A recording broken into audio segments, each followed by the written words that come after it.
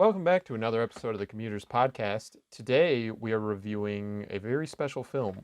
Let me kind of set the stage for a second here. Some might call it a nature film. It is the study of what happens when a very large and dangerous ape or simian clashes with a reptile of an equal size and danger, and how these affects humanity, how nature falling apart like this affects humanity, and how humanity affects nature and causes it to fight and fall apart. It's a very deep and mysterious film, Godzilla vs. Kong. This was recommended. Technically, it's directed by Adam Wingard, I should say, and it is the latest film in the MonsterVerse, which is the only successful like cinematic universe, I guess, technically, besides like Marvel. I mean, I guess you could say DC, but DC is not really like, it's doing its own thing with each movie at this point. Like, these are all connected to the point where they had like, and we'll get into the opening because I thought that was funny. But yeah, Will, you thought this was a good idea to jump into. Why did you want to do this? Well, obviously, for one, it's the new thing everybody's talking about. It is the hot new thing. Also, though, it's just a good old time.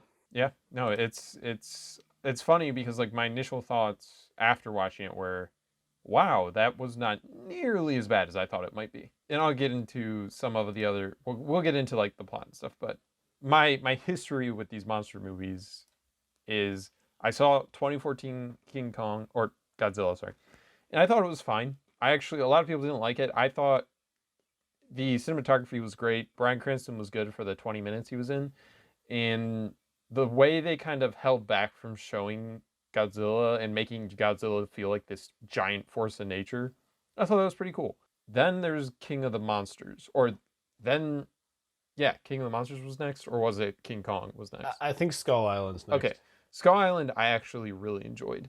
I thought it was a blast, and Samuel L. Jackson hamming it up as like almost like Captain Ahab type, that was great. So I really enjoyed Skull Island. I thought it was fun. Like, it wasn't anything it did exactly what these movies need to do. And then there's King of Monsters, Godzilla. I did not like it at all. Like, even a little bit. I thought the human characters were painfully bad, and then the monster fights to me in that one, just they were all covered by like smoke and snow and rain, and they just didn't look that impressive visually to me, and they didn't feel like they had weight behind them. Anyways, that's kind of my history with this. I don't know if Sky, if you want to talk about where you stand. Yeah. So when it comes to Godzilla, I've always had a bit of a how do I like say? I mean, I've had history with it. I've seen a few of the original films, obviously, and I know King Kong, but up to the newer films, I saw the remake or the reboot 2014 one, and I was like, yeah, this is fine. It's fine. I didn't hate it. And then we get to Skull Island. I never actually watched Skull Island. That's something notable is I wasn't interested. I heard good things, but I wasn't really super into a new King Kong film. I just didn't have much of an attachment to the character, I guess.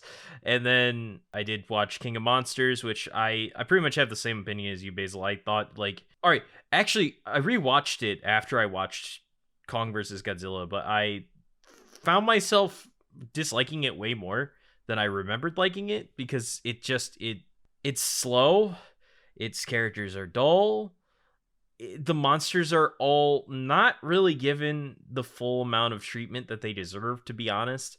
And there's just too much that I think they try to cram in it, which is sad because it's like a movie where there's so much in it, but nothing happens. Like, it doesn't feel like anything happens throughout the whole film.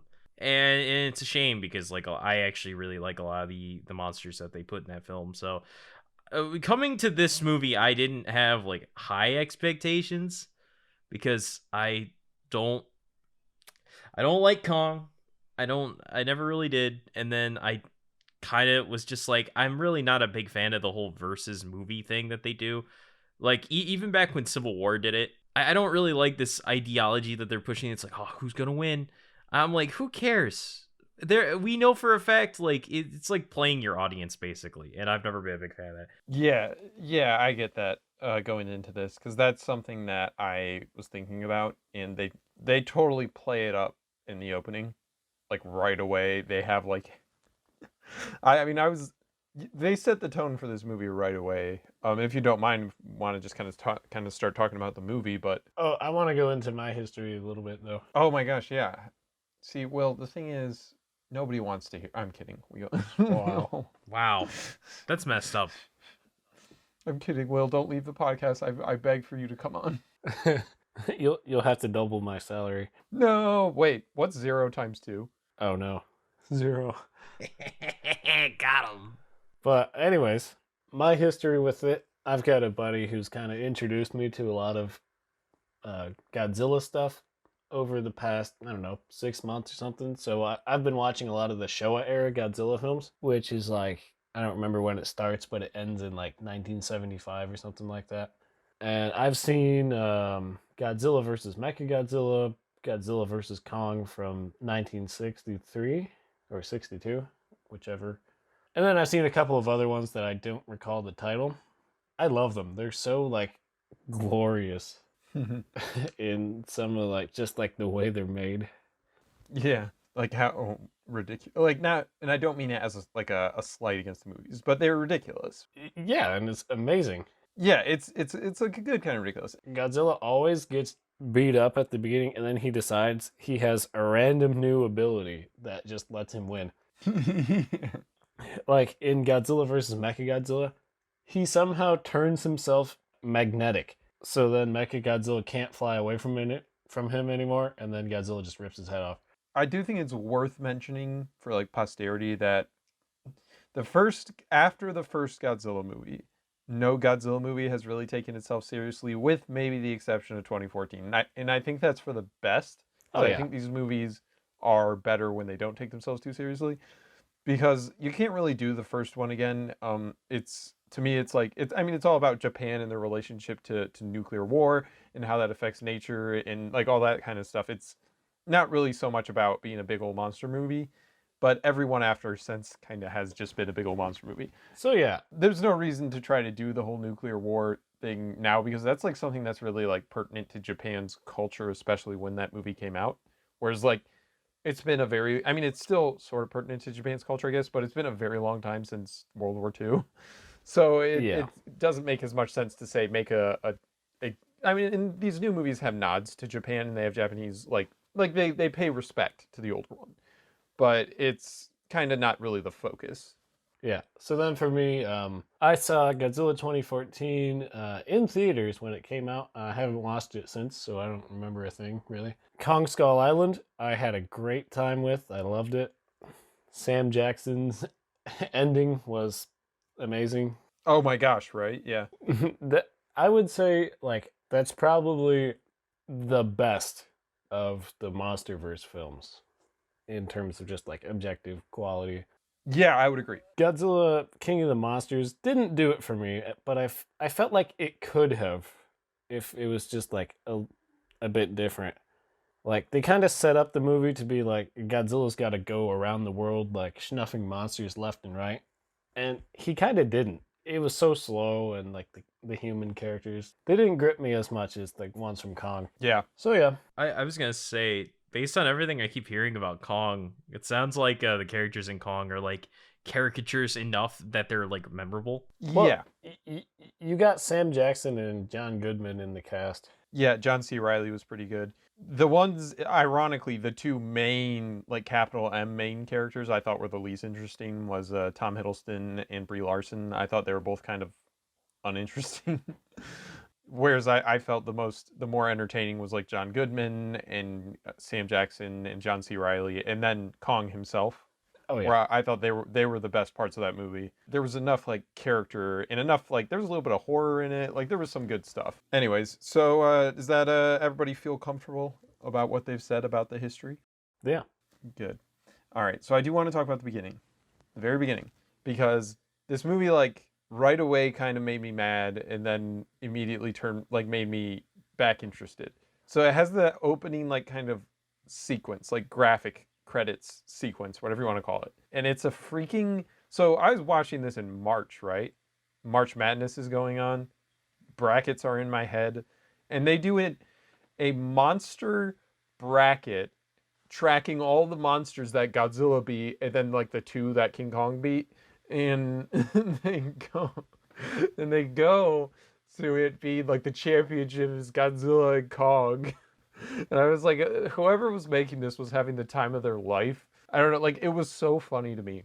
And I was like, okay, what am I watching? And then immediately like we go into the movie and we get like the Kong opening scene, which set the tone, I thought, exceptionally well Oh yeah. for this movie, because the beginning with Kong, that opening kind of montage with the music, that immediately told me that this wasn't going to be King of Monsters. There was more personality in that whole opening than there was in the entire movie of King of Monsters.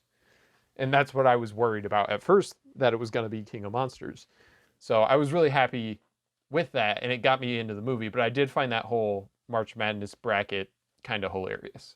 Yeah, the thing for me, like I noticed right away with that opening scene with Kong is I'm just like, he's the main character. Yeah, exactly, right away. He actually is. Like in a lot of these movies, they like the monster's name is in the title, but they're never the main character.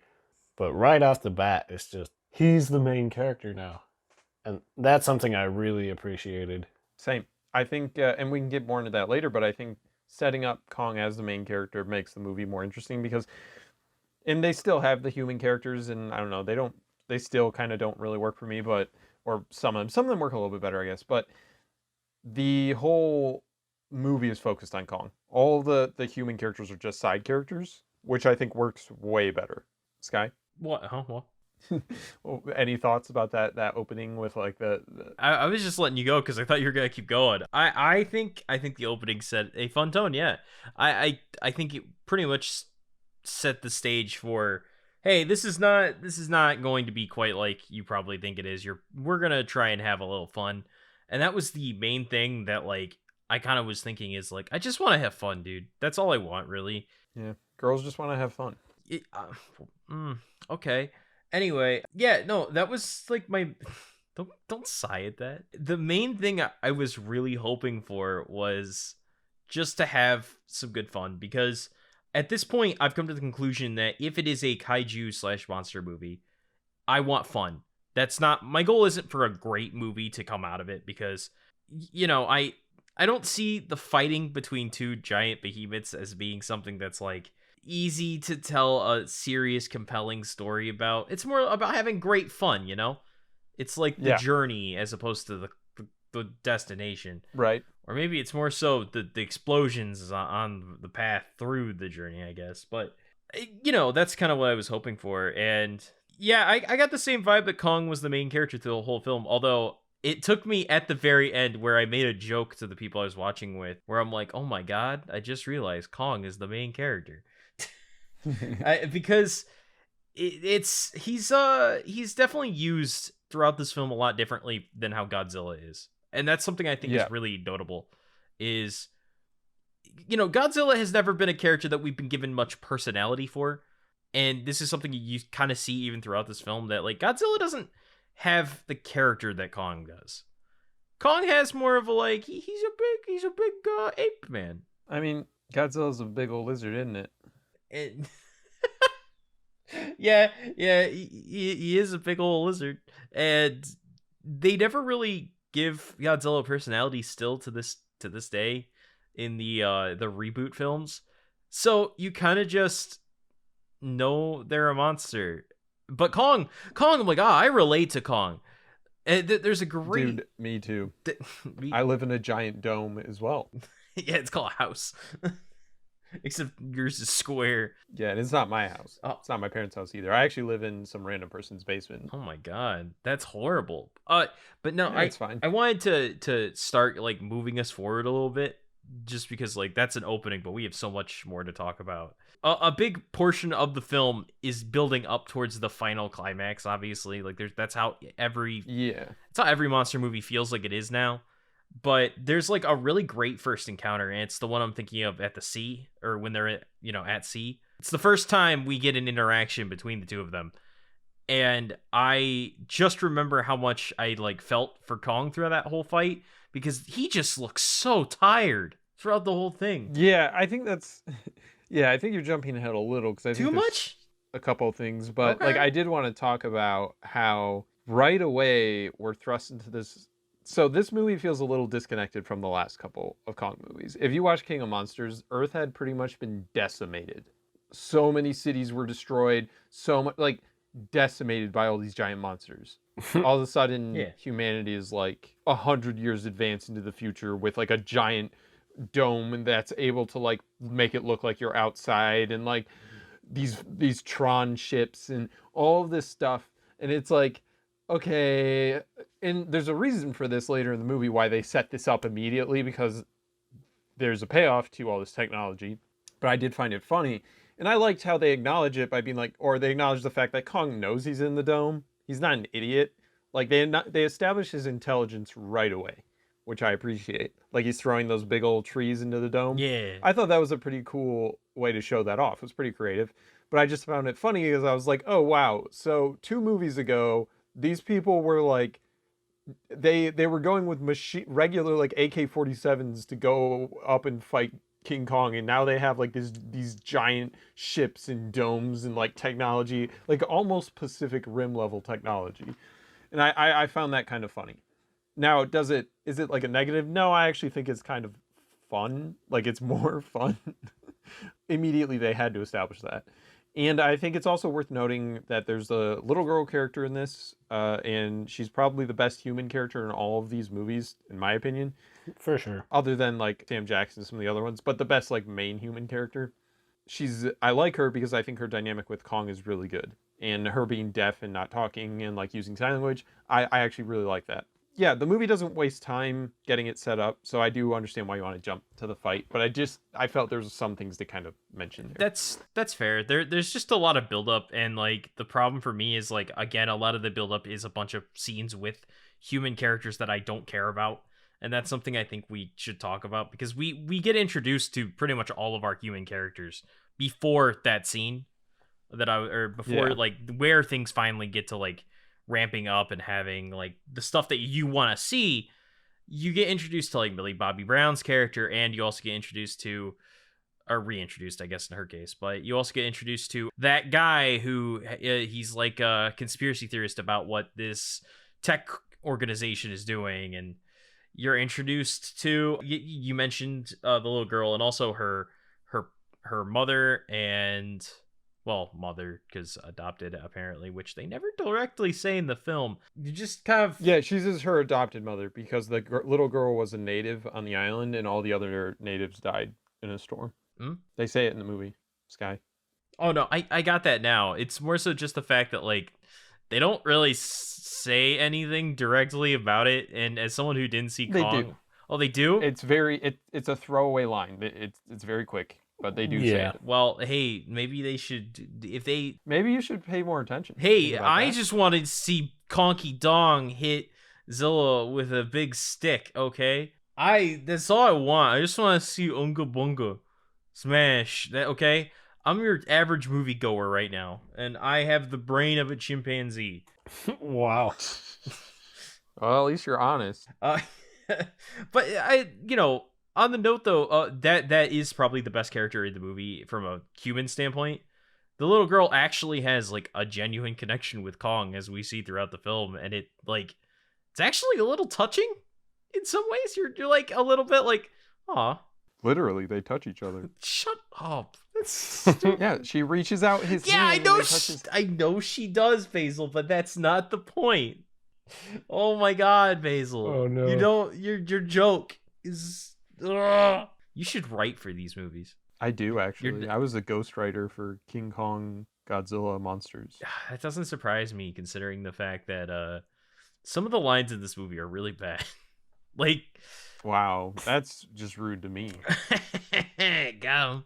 I worked hard on those lines. Which lines did you do? Oh, I did the one where the guy says, he says, "Why didn't you go into the flat Earth?" And he says, "'Cause of my brother." Something like that. Oh my God, I think you're right about that. But yeah, human characters or something. We see a lot. By the way, I don't know about you, but like I forgot what Millie Bobby Brown's character is supposed to like be their motivation. She's like, it's her motivation's like, I gotta be inquisitive and find things out. Even in the first, or even in King of Monsters, I like. Oh my gosh, don't. I don't want to talk about King. Exactly. Yeah, but it's important because some of these characters are from King of Stresses me. Monsters, and Her unfortunately, character is so ridiculous in that movie. Her Like she character- like goes and she finds like the thing to save the thing while these giant monsters, and she runs like between them in like these houses, and it's like there's no way she gets through that alive. Anyway, sorry. Yeah, no, but that's the thing is like I hate a lot of these human characters. That's why I guess I'm trying to say that like the one good one is like I gotta admit, good job, guys. You did it. You got me to care a little bit about one of them. Yeah. Finally. But anyway, that's neither here nor there. No, for sure. What about you, Will? How did the beginning of this movie and the setup strike you? Wait, I thought we were talking about the characters. I don't even know where I'm at. I lost my dementia medication, dude. What the hell is dementia medication? Well, I'll just talk about Dementia. my thoughts on the human characters. It's pretty short. I think they're fine on average. They can range from good to annoying, though. Like the little girl, I think, is great. The conspiracy guy is a little cartoony. And then I don't remember their names, but there's like the girl whose dad works for the government. Yeah, that's Millie Bobby Brown's character. She's fine, but then like her friend is annoying. That kid was in Hunt for the Wilder People. I want to talk about something that made me sad later when we get to a certain character. Okay. But yeah, they do the job.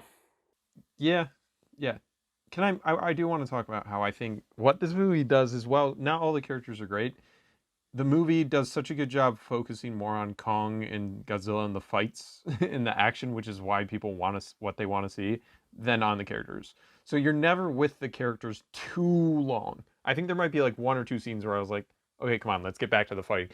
But like for the most part, it does a good job of just moving. Like this movie moves at a pace that I can tell they shot more and they cut it down because they were like, nobody cares. And I appreciate it. The movie just kept going.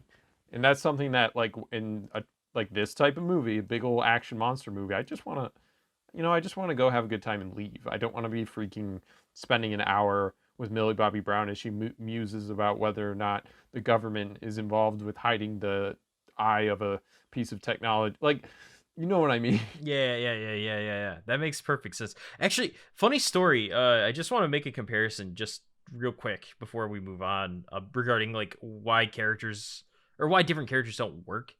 And I think in the case of Godzilla and Kong and just the MonsterVerse movies, characters are like largely unable to really have a large impact on the events going on simply because Godzilla and Kong are truly forces they're forces of nature, you know. They don't really abide by the rules of everything else. I mean, that's one of the biggest reasons that like the events that occur in King of Monsters are completely on Godzilla. Like they can't do anything about this. It's one of the reasons why we're basically watching them just watch them, you know? It's like a bystander thing. That's why you need to learn your strengths and why this movie figured it out finally. Whereas like another movie where it did do this, like where it tried to dive into characters a bit more, was something like Pacific Rim, where they had fun with that, yes, but due to the nature of how piloting works, they could expand on those characters and you would care. Exactly, because the characters could actually have an impact. Exactly, and that's the difference here is none of our characters are going to get in a giant mech suit and go fight Kong. At least not yet. Oh, whoa, watch what you're saying. Spoilers. What do you mean? I would never spoil. Mech. Anyways, so yeah, that's kind of the setup. They got all these characters. The guy wants to go to the Hollow Earth, which is a very big part of this movie. Do we just do we want to just go into Hollow Earth, or do we want to talk about different character stuff? Because I know you wanted to talk about other characters stuff. Do you want to just talk about the fights? Yeah, I mean that is kind of what we're here for. That's the biggest deal. So whoever wants to kick us off with the fights. Well, we got the first one, which is the boats. The boats. Yeah, the boats. You know, it's when Kong is being transported. Forget about it. Yeah, Kong is being transported across the ocean because they're trying to find Hollow Earth. So they're like, we need to take Kong to the place where he'll find the MacGuffin hole. Oh no, not the MacGuffin hole. Yeah, but that's where we get our first encounter between Godzilla and Kong, and it's like pretty good. Yeah. It's pretty good. Oh yeah. Yeah, I mean, okay. Well, do you have more to say on it? I really like how they treat Godzilla like a shark. Mm-hmm. that was one of the things I immediately. This is actually a great point to talk about how they do a better job with the monsters in this film. Is this scene quickly showed off one of the things the Godzilla has over Kong, and that's the fact that he's like been in the water for a long time of his life. He knows how to use that to his advantage, and that's one of the things I really like. That we'll see it later again with Kong, but you really feel like Godzilla is his own monster, or his own creature rather, in this film, because he's really good at fighting in the water. He is a lot like a shark or some kind of amphibious creature in the fact that the water acts as a very good kind of advantageous force for him. Like Kong gets his ass kind of beat throughout this fight in this particular scene because it's just not good for him. And I thought that's a really, really smart way to kind of start showing, hey, these two are very different in the ways that they're titans, as we've, as they call them, because they call them titans. Get it? Yeah. Yeah. Because it's like Greek, Greek Get it? mythology. Yeah, I mean, building off that, I think this also demonstrates that they actually put thought into these fight scenes, in the sense that a way that you make interesting fight scenes between two wildly different, characters with wildly different abilities, the more interesting fight scenes are when you put them in an environment where one of their abilities they're more suited to it. So I thought it was pretty creative to be like, the first time we see them fight, it's in Godzilla's world, water. Godzilla, he dominates in water. But King Kong's not just gonna, he's not just a pushover. So he actually uses his intelligence, and he actually tries to fight back, and he does a pretty good job considering the circumstances. And it's something that I think, we'll see in some superhero movies do this, where it's like there'll be like Spider-Man. How do you stop Spider-Man? Well, you get him into an area like an open field. He can't swing around, and then it makes it more interesting to see what Spider-Man can do, and where he has to do things differently. And I think it's like, not to say this is, I mean, it's kind of like a superhero movie, let's be honest, but using that kind of setup, and we get to it later on with the other action scenes that maybe more benefit Godzilla or King Kong, that it makes, in my opinion, the fights more interesting, and it makes you as a viewer more engaged, because you're like, oh well, this isn't just going to be a couple of monsters in a field punching each other till one dies. This is going to be a couple of monsters in the ocean punching each other till one dies. But you know what I'm saying, though. Yeah, no, I think that's actually like really on point.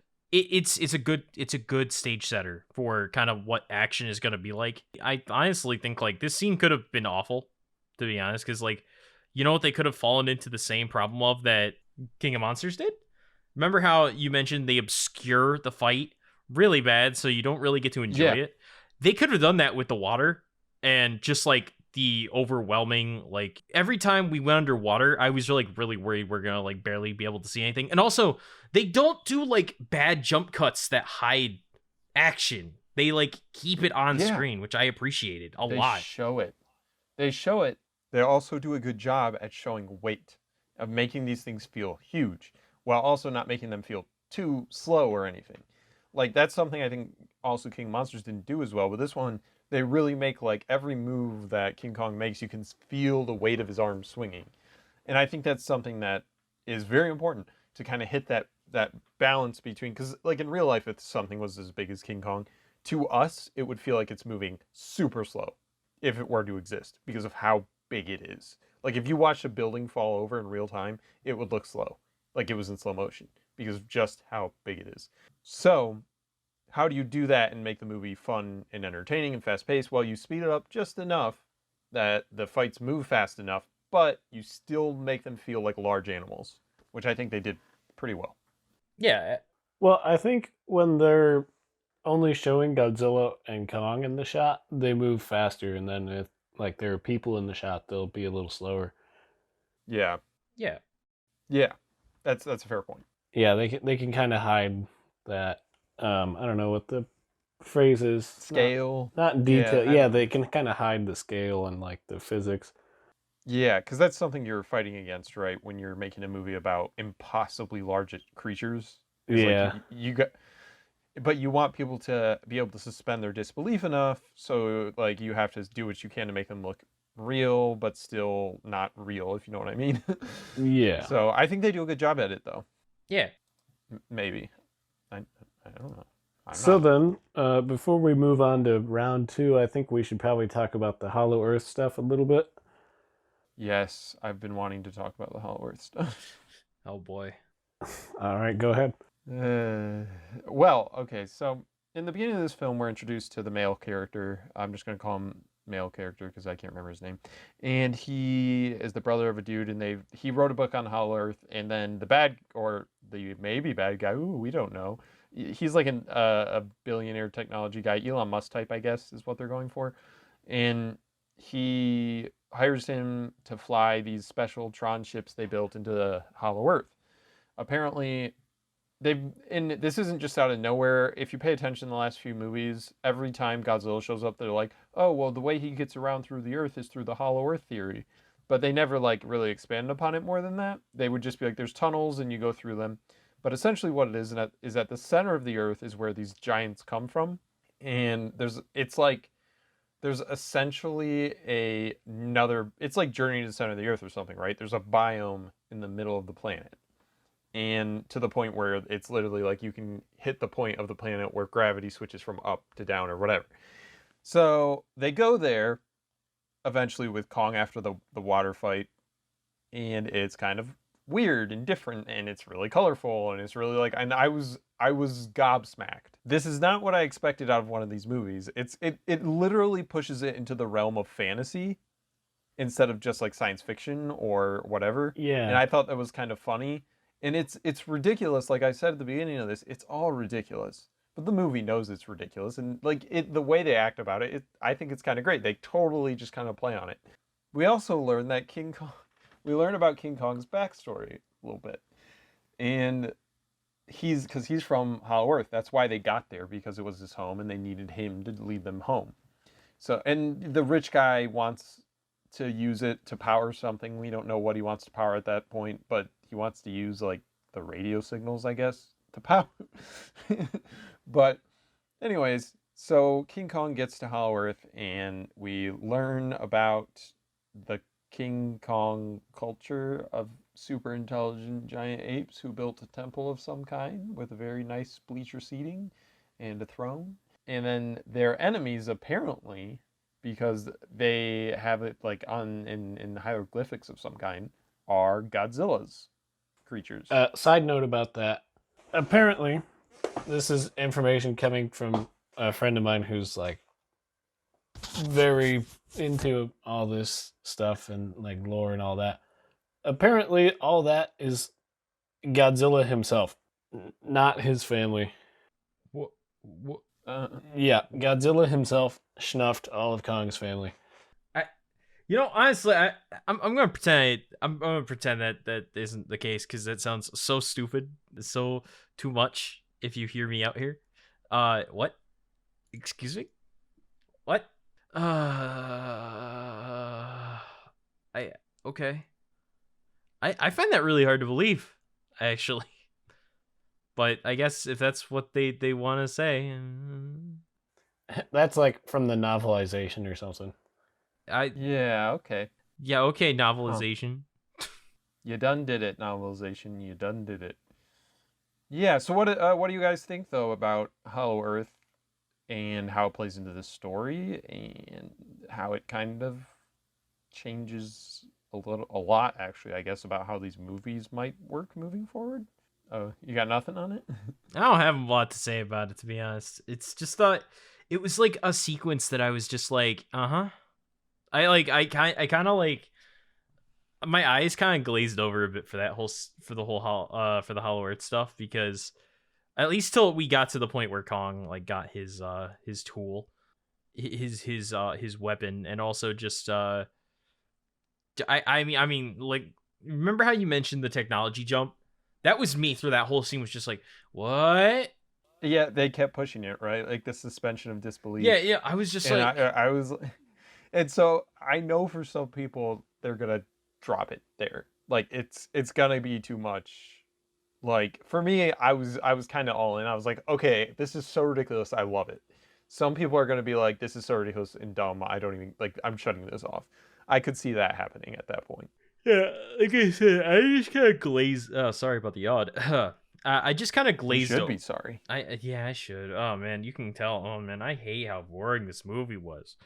No, it just like didn't do anything for me. I was just like, all right. I'm just ready for more fighting. Because we get a little bit of that because Kong fights he fights like a snake creature, a snake like cool flying creature thing. I was that in a previous movie? Am I stupid? Like something like that? Do you know what I'm talking about? It's the first. Oh, that flying thing. Yeah. No, that fight to me felt more like a kind of a reference to Skull Island, like because they needed some action at that point in the movie, and then they wanted Yeah. to show like Kong, like in Skull Island, he essentially does the same thing. He kills something, then eats it, and I thought they were just kind of Okay.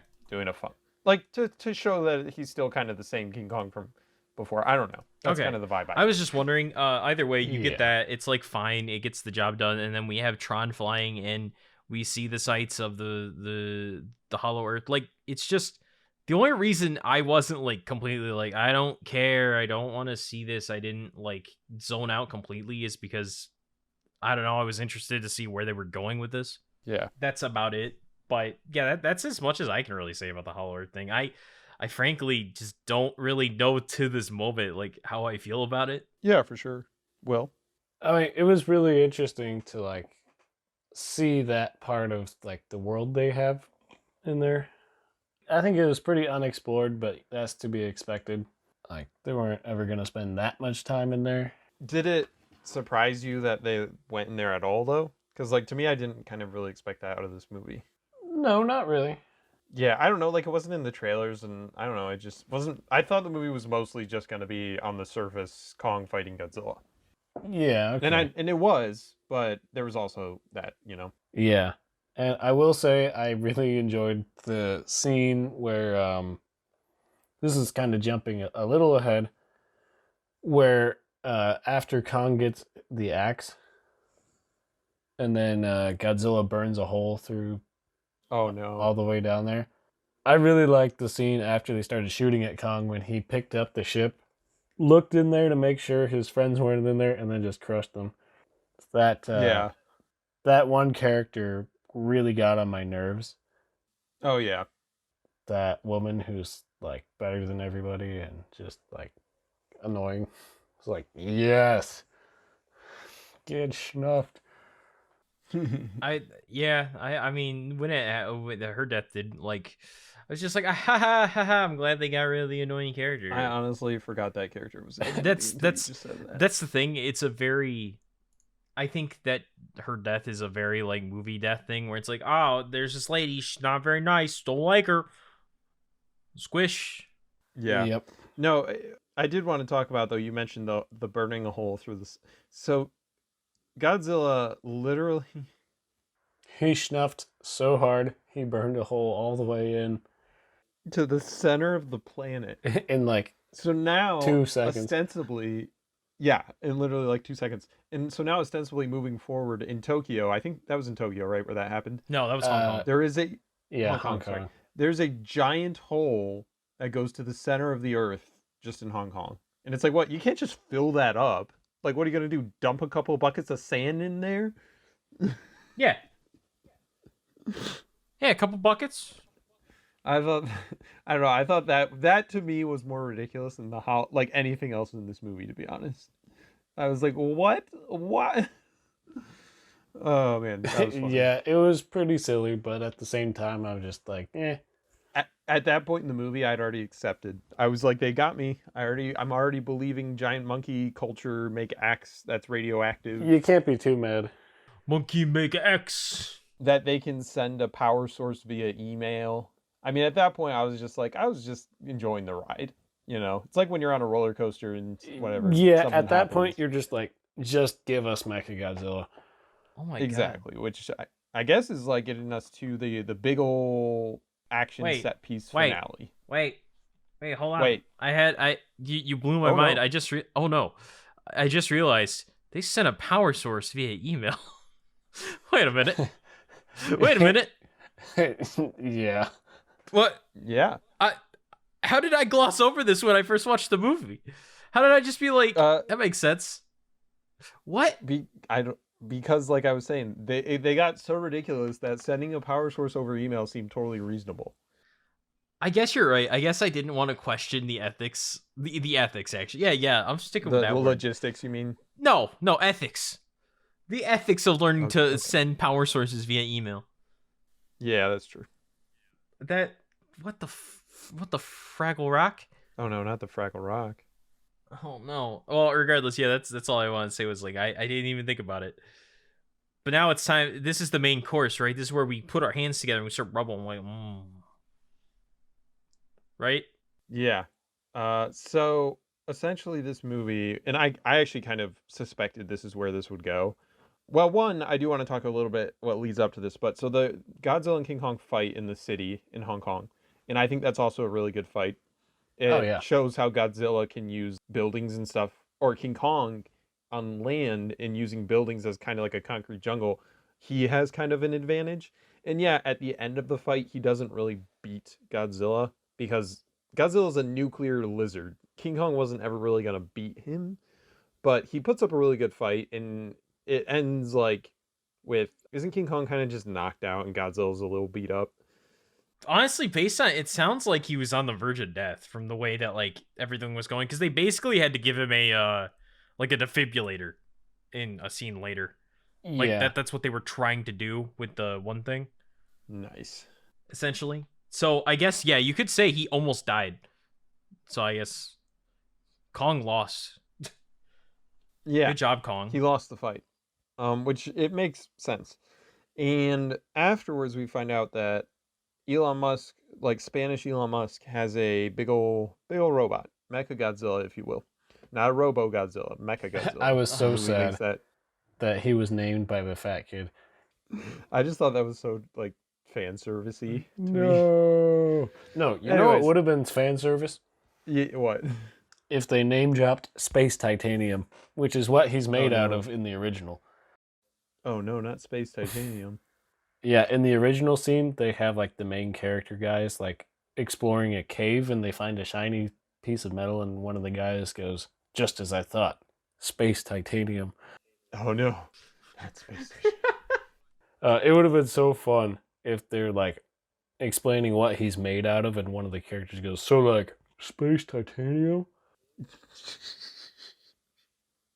That would have been pretty funny, yeah. But yeah, I want to go back real quick to the scene, the fight between Kong and Godzilla in yeah, we should touch on that.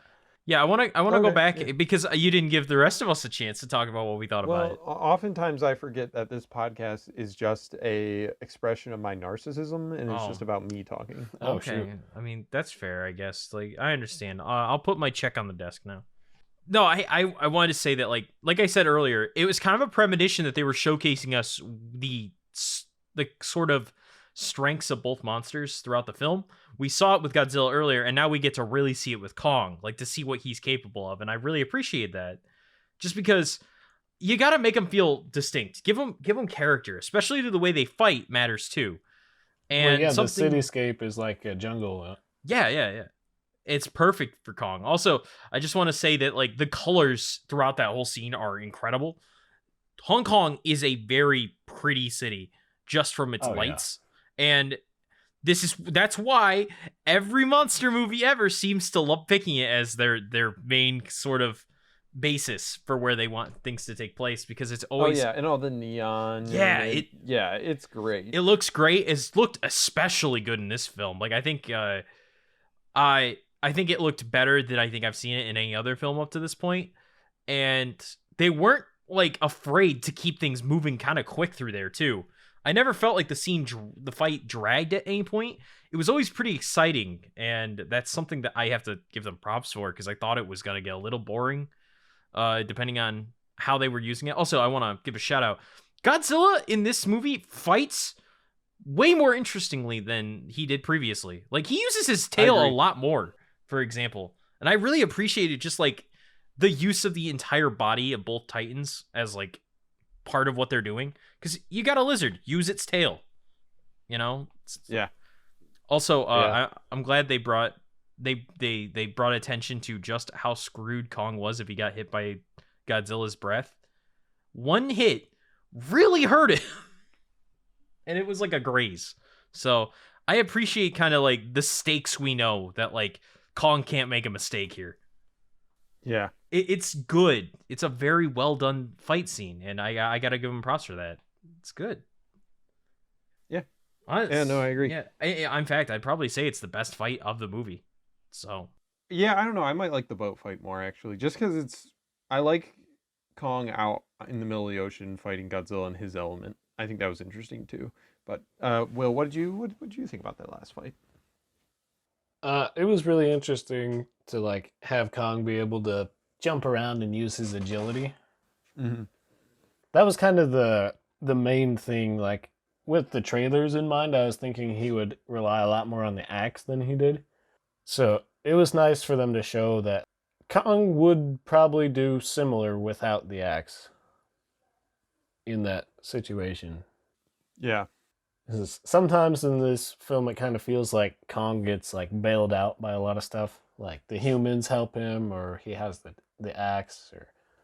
But they got to show him doing his thing, and that was really good. But it was kind of interesting because like the one guy goes like, "It looks like round 2 goes to Kong," and then like he got snuffed Mm-hmm. like right afterwards. welcome to the like the human characters being weird. Well, it's just like the movie's way of like giving Kong a point. Yeah, I could see that. Because if they didn't do that, it would have been like Godzilla just destroyed him every time. Yeah. Like Kong had him for a little while, but then eventually, nope. Yeah. So that's why they had to say, And- "Oh, round 2 goes to Kong." So now round 3 goes to Godzilla, and he wins. Yeah.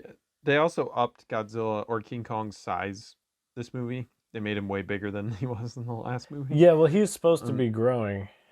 Yeah, he's way older, and they mention it. They explicitly mention it in the first movie. They're like, "Oh, he's still pretty young."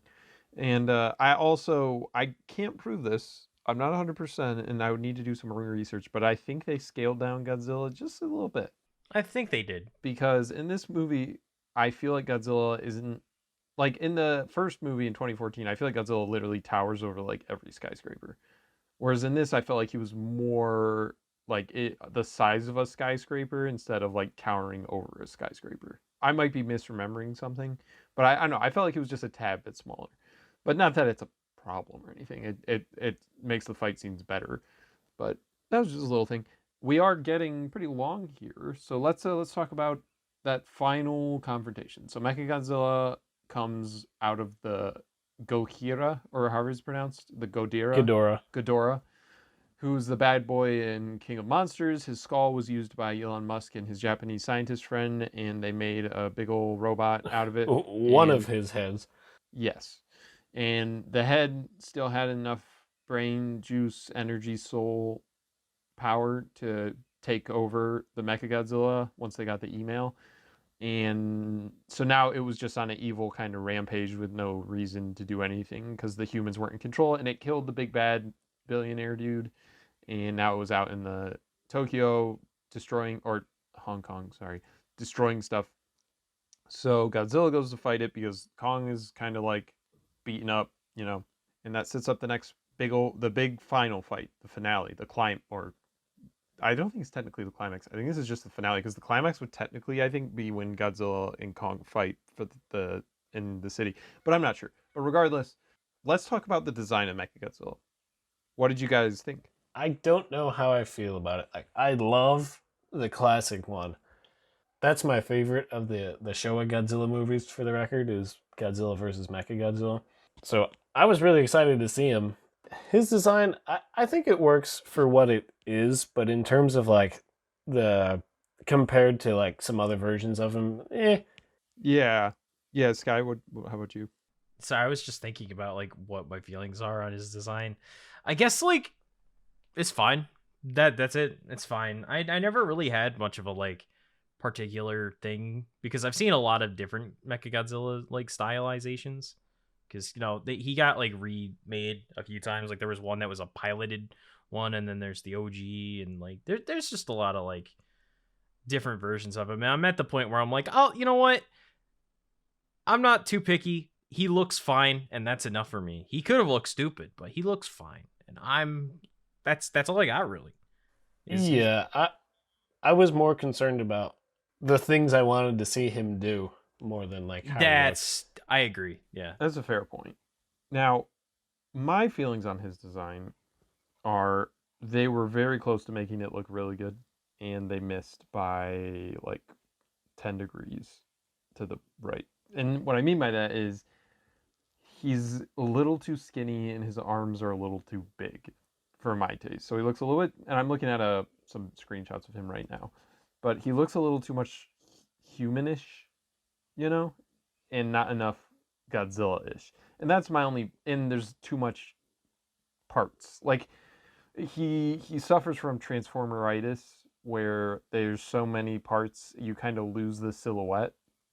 And it's not every angle. There's some angles where he looks fine, but I do think that I don't know. I think a little bit more work could have been done to make him look a little less gray and like chunky. I don't know if that's a better way to word it, but it's not a deal breaker and it doesn't ruin the ending for me or anything. But it's just a little thing kind of bothered me. But that fight, the big old team up, at the end of Civil War. Well, actually, they don't team up at the end of Civil War. At the end of Batman v Superman, they team up to fight Doomsday, and at the end of this movie, Godzilla and King Kong team up to fight Mechagodzilla. And I actually thought it was pretty satisfying when like how they led up to like Godzilla was getting his butt kicked and then King Kong jumps in and then it's like a tag team and like you kind of get into it, it's kind of exciting. Oh And yeah. I don't know, I kind of enjoyed it. Will, Yes. hello? Am I still here? Yes. Mhm. Did you guys just like leave because I kept going on? No. Well, my dad did one time. He said he's going to come back though. I mean, it was only like 15 years ago. I don't know I'm how sure I feel he'll about be this back joke. any day. Don't worry, it's all right. He's got that Anyways. milk. What did you guys think of this final fight?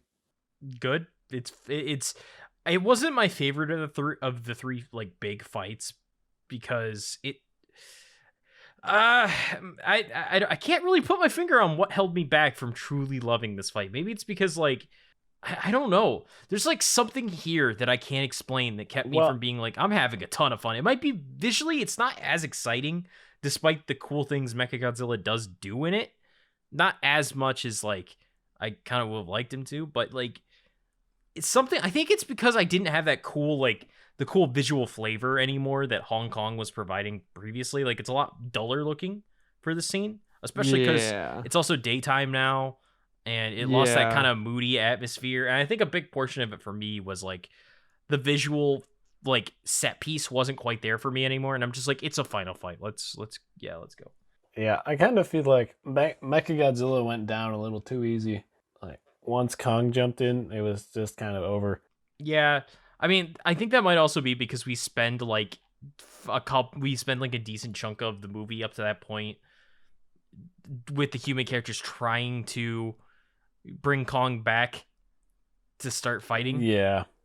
And I think that might be the thing that like really kind of like showed that they were like most of the fight's happening already, and then when Kong comes in, it's already like, it's like all right, now we're gonna get to the climax of the fight. And I get it, but at the same time, like we watch him, he's destroying Godzilla. Yeah, like, he's just laying the smackdown on him, and Godzilla doesn't stand a chance. And then Godzilla is getting snuffed by Mechagodzilla, but Godzilla snuffed Kong. Yeah. So then Kong jumps in, and it's just kind of like a steamroll. Yeah.